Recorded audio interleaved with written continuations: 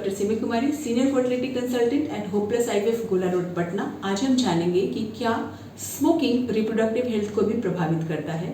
आप बहुत सरप्राइज होंगे ये जान करके कि स्मोकिंग जो है सिर्फ एक्टिव स्मोकर को ही नहीं, रैदर जो पैसिव पर्सन है, जो एक्टिवली स्मोक कर रहा है, उसके साथ कांस्टेंट में जो रह रहे हैं, मतलब उस धुएं के संपर्क में आने वाले पर्सन के हेल्थ पे भी स्मोकिंग का असर पड़ता है। स्मोकिंग इतना खतरनाक है।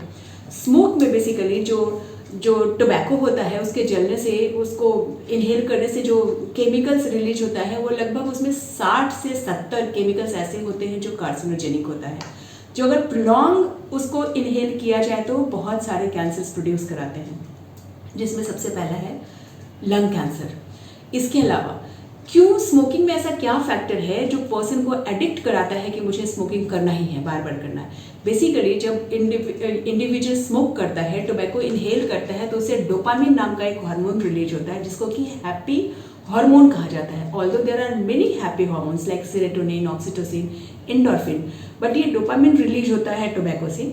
ये सिग्नल करता है ब्रेन को और गुड फील कराता है। इसी गुड फील को फील करने के लिए ब्रेन बार बार सिग्नल करता है, इंडिविजुअल को पुश करता है कि मुझे वो डोपामिन कंटेंट और चाहिए, और आदमी आदत के अनुसार और ज़्यादा इनहेल करना शुरू करता है, स्मोकिंग करना शुरू करता है। जब ये कंटिन्यूअस होने लगता है, लाइक डोपामिन का कंसंट्रेशन जो है शरीर में ज़्यादा बढ़ता है, तो ये सडन अप और डाउन होता है, जिसके कारण की फ्रीक्वेंसी और स्मोकिंग की फ्रीक्वेंसी और बढ़ जाती है, क्योंकि अब ये डोपामिन जो रिलीज हुआ बहुत लंबे समय तक परसिस्ट नहीं करता है, थोड़ी देर के लिए होगा, फिर शरीर को उस ब्रेन को उस डोपामिन की जरूरत पड़ती है, और फिर इंट्यूशन होता है, फिर ये मन होता है कि मुझे और स्मोकिंग करनी है, और इंडिविजुअल जो है वो और स्मोकिंग करता है। ये स्मोकिंग, जैसे कि मैंने अभी बताया कि इसमें लगभग 60 से 70 ऐसे केमिकल्स होते हैं जो कार्सिनोजेनिक होते हैं। इसमें हेवी मेटल भी होता है like arsenic, lead and many others. ये बॉडी के डिफरेंट पार्ट्स में जाके डिपॉजिट हो जाते हैं। स्मोक से टार, जो अलकतरा जैसा चीज़ जो जलने से जो डिपॉजिट क्रिएट होता है, वो उस टोबैको के जलने से भी क्रिएट होता है। वो जाकर के ब्लड वेसल्स में चिपक जाता है, और डिफरेंट जो भी एक्सपोजर में है, जैसे हम इनहेल कर रहे हैं तो रेस्पिरेटरी सिस्टम, मतलब लंग के एल्वेलाई, ट्रैकिया, वहाँ से अगर आगे मूव किया तो ब्लड वेसल्स पे जाकर के चिपकता है और उसके वॉल्यूम को कम करता है, यानी कि उसके परफॉर्मेंस को, उसकी क्षमता को खराब कर देता है, जिसके कारण जनरलाइज्ड बॉडी इफेक्ट होता है। हार्ट पे, लंग पे, लीवर पे, ब्रेन पे, वेसल्स पे असर पड़ना शुरू हो जाता है, और अल्टीमेटली इन सब का असर रिप्रोडक्टिव ऑर्गन पे पड़ता है। ये रिप्रोडक्टिव ऑर्गन बॉडी के हिसाब से एकदम कॉम्प्रोमाइज्ड है। इसकी जरूरत जब आपका सर्वाइवल है तभी रिप्रोडक्शन का जरूरत है, अदरवाइज बॉडी और ब्रेन सिग्नल्स लाइक और maintain the body like that so that कि you survive first and from you the someone will come later on, like reproductive secondary part हो जाता है। उस सर्कुलेशन के प्रभाव में क्या होता है कि ओव्यूलेशन, ओवरी, ये बेसिकली एक मॉड्यूल है जो फीमेल जेनिटल ऑर्गन को रिप्रेजेंट करता है। This is representing the uterus, this is fallopian tube, यहाँ पे ये एंड सर्विक्स को दिखा रहा है, और ये रिगोसिटी जो है ये वजाइना को रिप्रेजेंट कर रहा है। ये ब्लूइश ग्रेइस पार्ट जो है ये ओवरी को रिप्रेजेंट कर रहा है। बहुत ज़्यादा स्मोकिंग करने से ओव्यूलेशन खराब हो जाता है, क्योंकि सर्कुलेशन खराब हो जाता है, बॉडी में डिफरेंट केमिकल सर्कुलेट करना शुरू करते हैं, टाइम से ओव्यूलेशन नहीं होता है, इनफैक्ट ओव्यूलेशन सीज भी कर सकता है।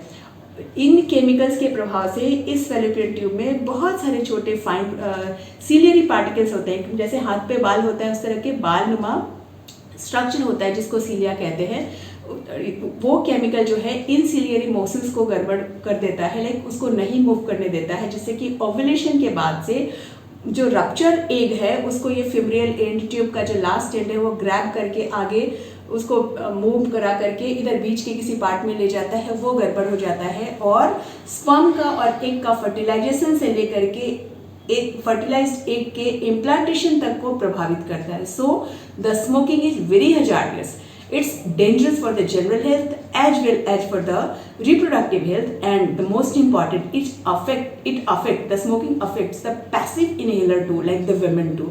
So get aware of, think for yourself how much you are taking and when it should be stopped. It should be your decision after knowing all this. Thank you. अगर आप रोग और रोगियों, doctors और अस्पताल से संबंधित ऐसी और जानकारी चाहते हैं या ऐसा वीडियो देखना चाहते हैं, तो हमारे channel doctors for all 24 hours को लाइक और सब्सक्राइब जरूर करें।